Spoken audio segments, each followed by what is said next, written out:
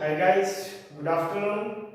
जैसा कि अपन कल की क्लास में एक्सरसाइज 3.2 में क्वेश्चन नंबर फर्स्ट को अपन कंप्लीट कर चुके हैं। आज अपन नेक्स्ट क्वेश्चन नंबर सेकंड के बारे में बात करते हैं। देखो हमें क्या देखा है कि पहले बहुपद से दूसरे बहुपद को भाग देकर जांच कीजिए कि प्रथम बहुपद दूसरे बहुपद का एक गुणनखंड है। हमें देखो दो बहुपद दे रखे हैं gx और fx। इस सेकंड बहुपद को क्या करना है, प्रथम बहुपद से क्या देना है, भाग देना है और भाग देकर ये जांच करना है कि जो प्रथम बहुपद है वो दूसरे बहुपद का एक गुणनखंड है या फिर नहीं है। तो देखो यहाँ पे समझते हैं कि गुणनखंड कब होगा, गुणनखंड कब नहीं होगा। जैसे आपको बोल दिया जाए कि 10 को 5 से डिवाइड करना है, 10 को 5 से डिवाइड करना है, फिर बताओ कि यह 5 है वो 10 का एक गुणनखंड है या फिर नहीं है। तो देखो जैसे 10 को अपन 5 से डिवाइड करेंगे, जैसे ये आपको दे दिया जाए फर्स्ट बहुपद, ये आपको दे दिया जाए सेकंड बहुपद, तो सेकंड को किससे करना है, फर्स्ट से डिवाइड करना है और डिवाइड करने पर ये फैसला करना है कि यह इसका एक गुणनखंड है या फिर नहीं है। तो देखो 5 टू जा 10 और शेषफल हमारे पास कितना आ गया 0। तो अपन 10 को क्या लिख सकते हैं 2 into 5। मतलब देखो 5 है वो 10 का क्या है, गुणनखंड है ना, 5 10 में है ना, लेकिन शेषफल क्या होना चाहिए, हमारे पास शून्य होना चाहिए। मतलब ये जो संख्या है वो सेकंड जो बहुपद है वो फिर से क्या होना चाहिए, कंप्लीट डिवाइड होना चाहिए, तभी क्या होगा, यह एक गुणनखंड होगा, अर्थात ये गुणनखंड नहीं होगा। तो यहाँ पे देखो करते हैं, यहाँ पे भी शेषफल fx को जब gx से अपन डिवाइड करेंगे तो शेषफल क्या होना चाहिए, हमारे पास शून्य होना चाहिए, ताकि उन दोनों ये जो है भाज्य और भागफल जो हमारे पास आएगा उन दोनों को गुणा करने पर हमारे पास ये संख्या होनी चाहिए होगा। क्योंकि देखो 10 के गुणनखंड में हमारे पास क्या है 2 into 5, तो 5 है ना, तो इसलिए क्या है एक ही इसका गुणनखंड है।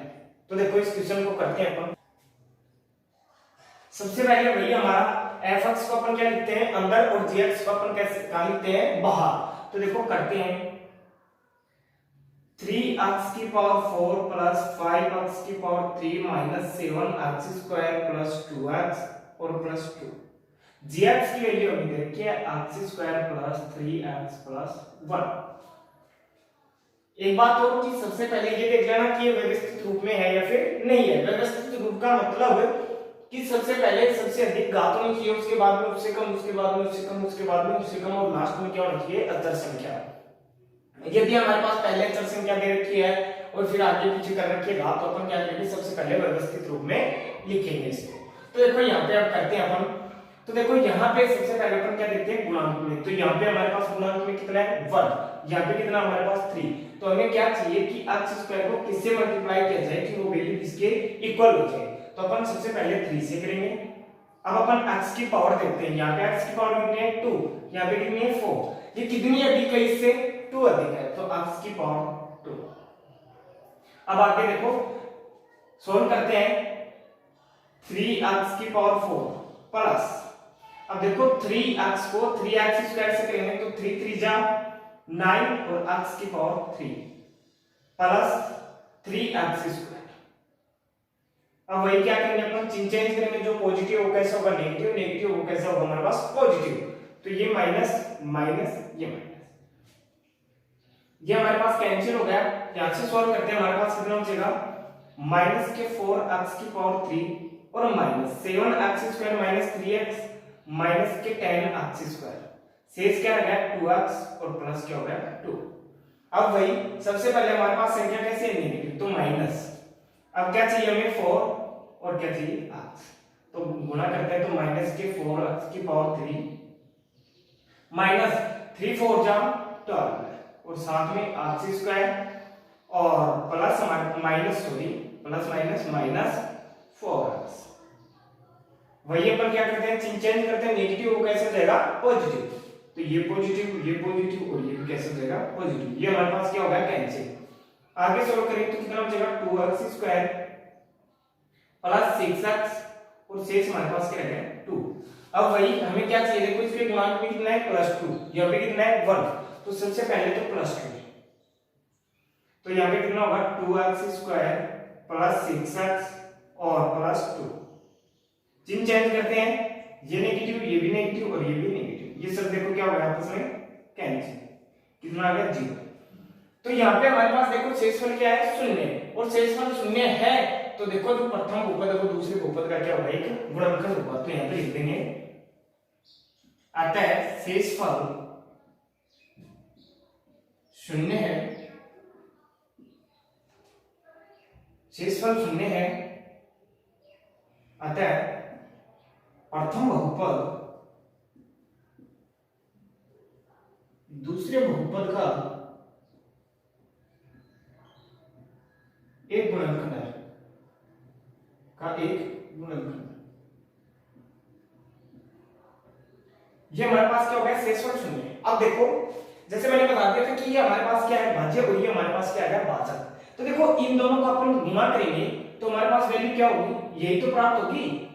इसका मतलब क्या है, यदि अपन इसको टुकड़ों में विभाजित करें तो हमारे पास इन दोनों का, तो देखो यही इसका एक गुणनखंड है कि नहीं है ना। तो हमारे पास देखो सिंपली वो है कि शेषफल शून्य होगा तभी हमारे पास क्या होगा, प्रथम बहुपद दूसरे का एक गुणनखंड होगा अर्थात नहीं होगा। सेकंड भी देखो इसी प्रकार से होगा, करते हैं अपन। वही करना है कि ft को gt से क्या करना है, डिवाइड करना।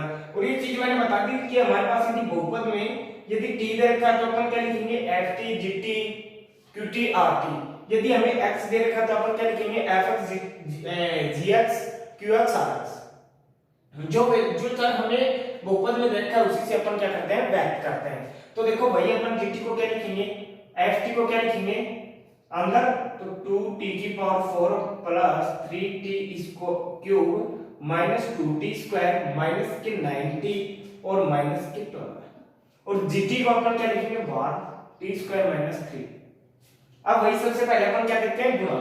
तो यहाँ पे कितना है 2, यहाँ पे कितना है 1, तो सबसे पहले हमें क्या चाहिए 2। अब यहाँ पे t स्क्वायर है, यहाँ पे t की पावर 4 है, कितना अधिक है ये 2, तो t स्क्वायर, 2t स्क्वायर से मल्टीप्लाई करेंगे तो हमारे पास क्या होगा, 2t की पावर 4।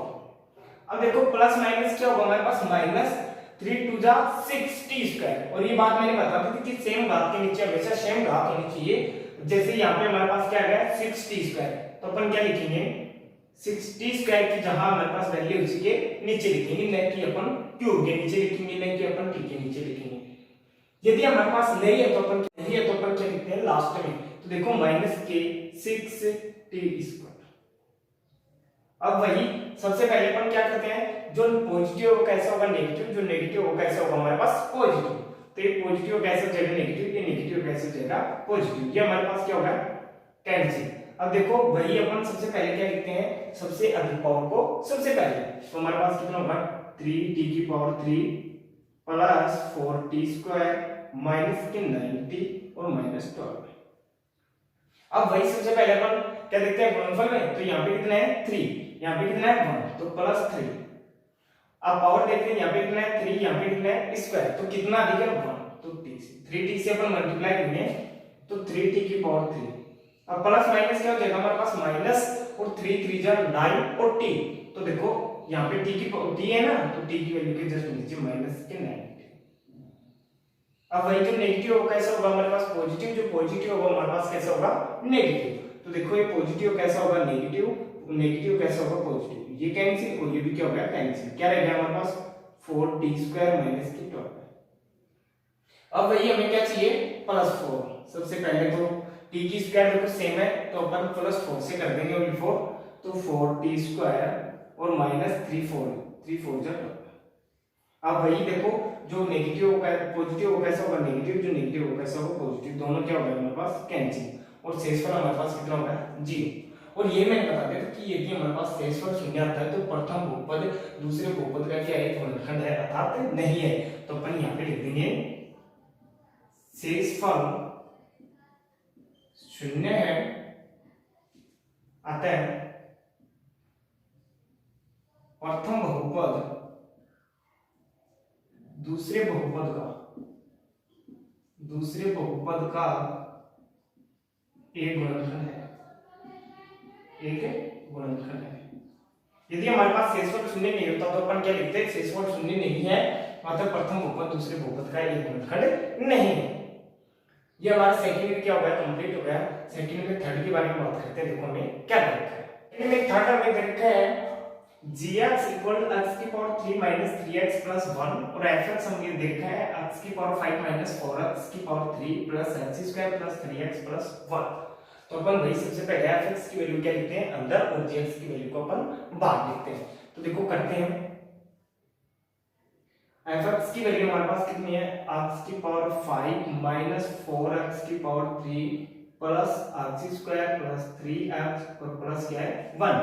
gx हमें देखिए x की पावर 3 माइनस 3x प्लस 1। अब डिवाइड करते हैं, देखो तो हमें कितना चाहिए x स्क्वायर, मल्टीप्लाई करेंगे तो हमारे पास कितना होगा x की पावर 5